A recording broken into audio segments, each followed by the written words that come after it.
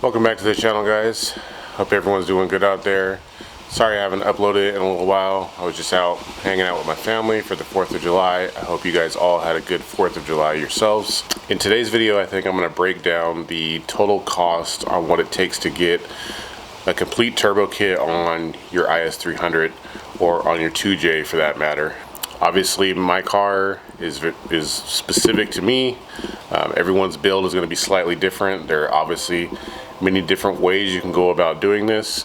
I tried to take the more budget approach, if you would. That means that I was probably, skimping somewhere where I could have spent a little bit more money. And it's not because I didn't want to spend more money, it's just because I'm just trying to, give those of you who are, a little bit more budget minded an option so that way you can, get a turbo onto your Lexus. So without further ado, let me just jump right into it and I'll run down a few of the costs. I won't be able to cover every single thing because obviously there's random little bolts or little gaskets here and there that I won't be able to cover. I'll probably be covering that stuff in a miscellaneous section, so I'll try my best to cover everything. And as I said before, this car is definitely not done. There are a couple other things that I want to do before I can start to make bigger power with it. So as of now, I'll just run you guys down what I have. Okay, so for those of you who don't know, this is a 2002 Lexus IS300.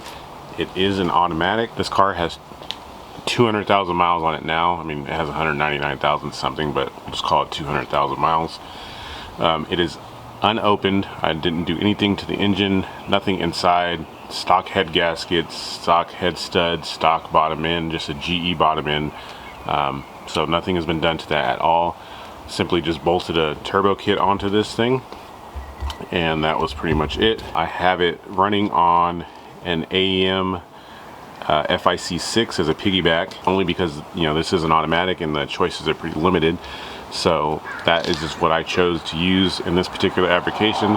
There are other things you can use, but again, trying to keep it budget friendly for whoever wants to try and do this. That's kind of what I have it running on now. So to start off with the kit I bought the cxracing kit. I bought their complete kit. Comes with everything, comes with the intercooler. It comes with all the pieces you need to bolt this up to the car. It comes with the blow-off valve, it comes with the wastegate, it comes with a turbo. It comes with the oil feed here. There's a sandwich plate down there. It comes with all the couplings, everything you need to get it on the car.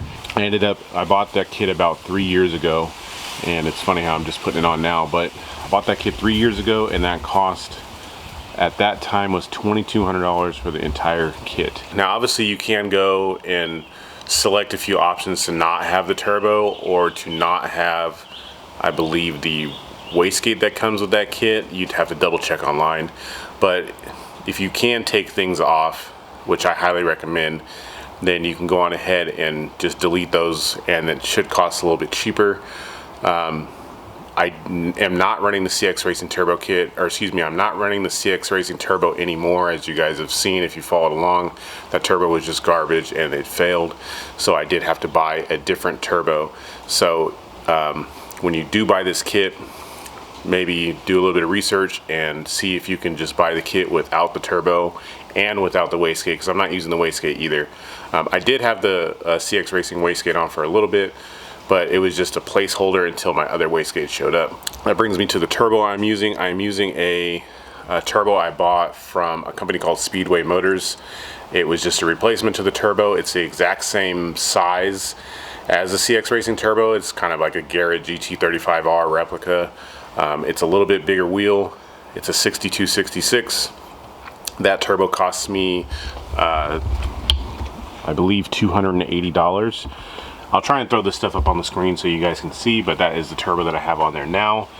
It's just a journal bearing turbo, nothing spectacular, no billet wheel. It does have an anti-surge cover on it, but aside from that, it was just a replacement turbo to fit that manifold.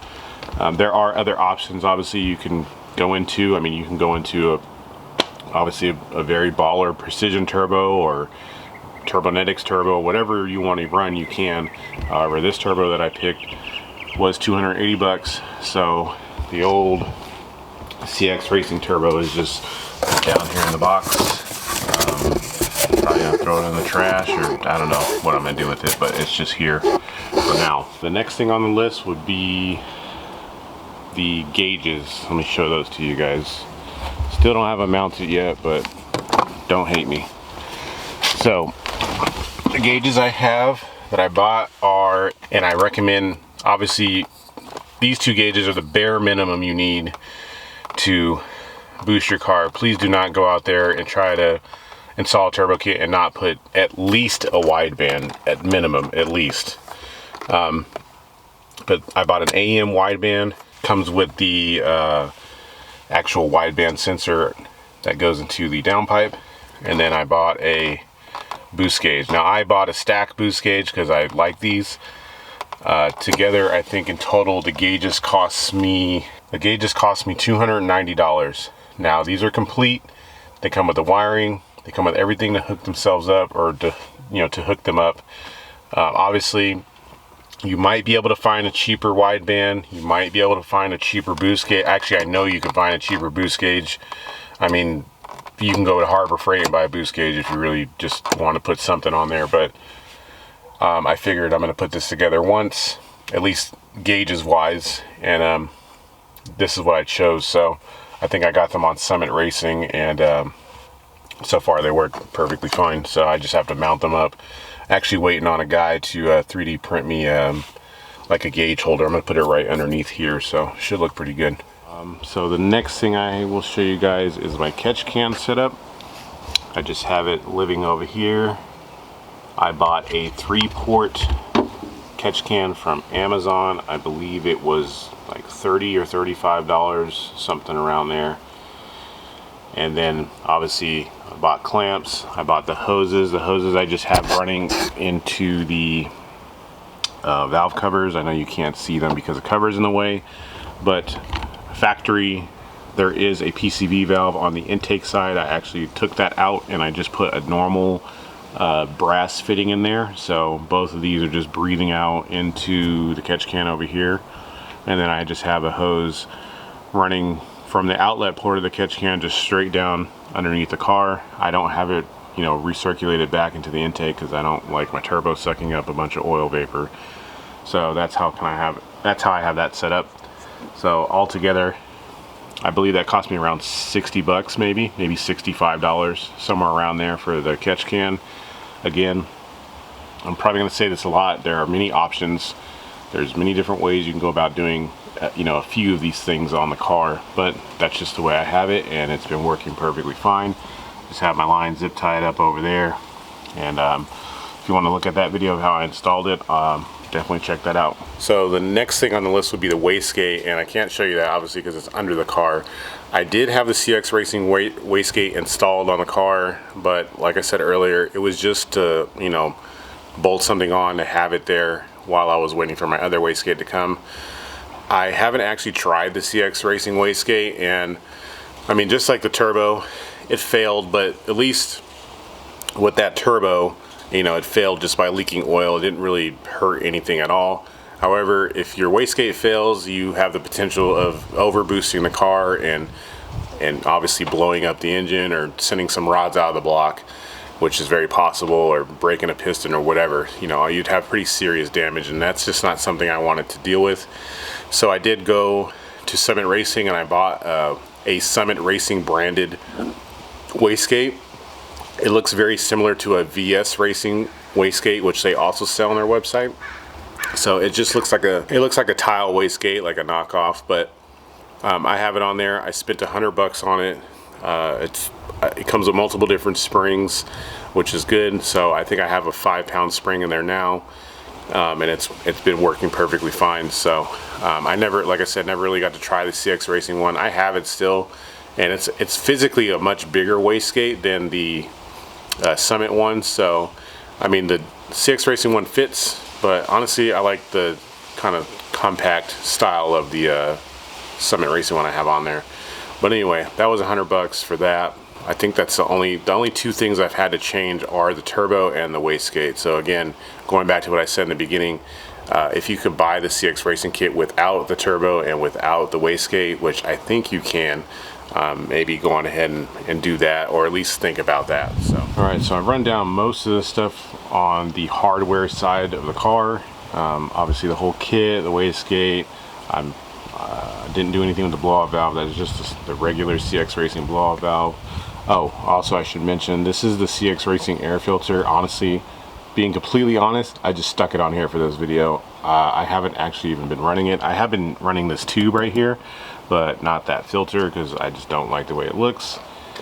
And it's just, I mean, I don't even like the way that looks right there, but you know, it is what it is. But I'm probably gonna buy a K&N filter, so I don't know, we'll add another 60 or 70 bucks on for that. But if you don't want to use it, obviously you can just use this air filter that came with the kit and it'll probably work just fine. But I didn't even think about that. I just added that to my list. So now for the electronic side, I have this AEM FIC. This is just a piggyback. I have to use it because this car is an automatic and I need the stock computer to obviously control the automatic transmission. And so that's why this is here. The only job of this thing is to control the injectors and to retard the timing. And I have it set up for a MAF clamp. That's it. It can do other things, but I don't need to have it doing anything else. It's just pretty simple. It works well so far, and I haven't had any issues with it. Now I paid 250 bucks for this. Now these are really old. I found one on Craigslist, and honestly I got lucky. So 250 bucks I paid for that. I think retail they're around $500. However, you can't buy them new anymore. So I don't know, as far as piggyback options, there is the only other one I maybe would recommend is the Greddy E-Manage Ultimate, not the E-Manage Blue, but the Ultimate. You know, those would work. I don't know if you could still buy those or not, but anyway, this cost me 250 bucks. So obviously this is pretty rare. So if you can find them, they're on eBay, Craigslist, Facebook Marketplace, possibly, but 250 bucks is what I paid for that. So lastly, that would bring me to the fuel system. Now I'm running a fuel return system, which you have to run for these in order to, you know, provide proper fueling. So that means I had to tap into my stock fuel rail. I'm running 6AN PTFE hose from all the way, you know, from here obviously all the way back to the fuel pump. I'm running a Deechworks DW300 fuel pump, and then I'm running also a Deechworks fuel pressure regulator, and it's an adjustable fuel pressure regulator, and just a random company, I think it's called FI Tech fuel pressure gauge. You can see here, I bought a kit on Amazon for this return line setup. It came with these black fittings already, and it came with 20 feet of hose, which was more than enough, actually way more than I needed. I just wanted to be sure, but I do have that all set up. I think the kit was about 100 bucks, and then obviously the fuel pump and the fuel pressure regulator will bring the total up to around $400 for all of that. So fuel system about 400 bucks. Again, you might be able to get away with like a Walbro 255. I don't know if those are a little bit cheaper. I do know that the DW300 was about 170 bucks, which honestly is perfect. It'll provide way more fuel than I need. I mean, it should be good up to about, I would say at least about 500 horsepower for that pump. So maybe 600 horsepower, depending on what pressure you're running at. But aside from that, I spent about 400 bucks on that. So all right, so that's mainly everything that you can see on the car. That's all the hardware, the complete turbo kit, the electronics. I am leaving out a couple of things because I just haven't got that far yet. One of those would be the injectors. I'm running stock injectors right now. I do plan on running probably Deechworks 550cc injectors. Those are an additional $500 to what's already here, but I'm not including that right now because stock injector should be good for about at least 3 to 4 psi, which is what I'm running right now. I know I have a 5-pound wastegate spring, but I also have a stock exhaust. That's another thing that you can add on. You know, obviously an exhaust would help with flow and all that stuff, but I just have the stock exhaust on there as of now. So I'm not going to include things that are not on this car yet, but obviously I'll touch on them if I think it's necessary. So for what's on this car right now, I don't think I have a miscellaneous section also that would include, sorry, I just have it written down, injector seals. I bought a spare fuel rail and a fuel pump assembly, which you don't have to. I wanted to have a spare in case I accidentally messed up my stock ones and I didn't have anything. Oil pan gaskets, like turbo mounting flange, the vacuum tees to hook up the boost gauge, the exhaust manifold gaskets, spark plugs, all that kind of stuff on there. So that's all in the miscellaneous section, and that added up to about 400 bucks also. So grand total of everything, I think, is like just under $4,000. So I'm just going to call it $4,000 for how you see the car right now. It's making about 3 to 4 psi right now.